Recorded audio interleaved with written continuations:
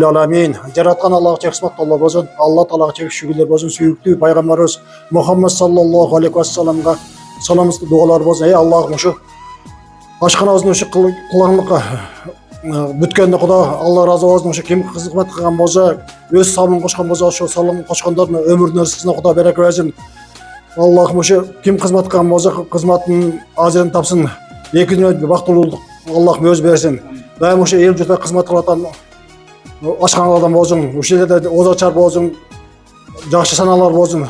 Дайым ушу элдин кызматын кылып аткан ашканалардан болсун. Ушеге ким кызмат кылган болсо, Алла тилегин берсин, эч нерседен кем кылбасын. Раббана атина фид-дуnya хасана ва фил ахирати хасана ва кина азабаннар. Рахматуллах. Жаратты Аллага чек шүкүрлөр болсун.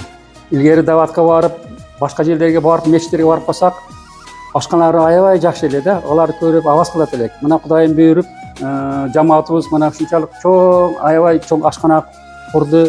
Ушу ашкананын курулушуна жардам кылган, өздөрү келе албаса да акчасы менен жардам бергендерге, ушул жерде иштеген усталарга, көмөктөшкөнлөргө, анан жамаатыбызды усталарга бекем имам бекен десеп берсин, тапкандардын өмүрлөрүнө Кудайым берекесин берсин. Аллахым көптөн ажырын, соопторду берсин.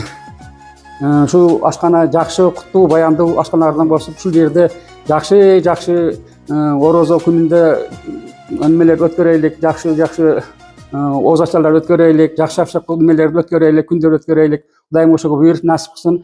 Ким ушул жерге салымын кошкон болсо, Кудайым көптөн көп ажыр соопторду берсин. Бу дүйнөлүк жашоодо да, акыраттык жашоодо бактылуулугун берсин. Аллаху акбар.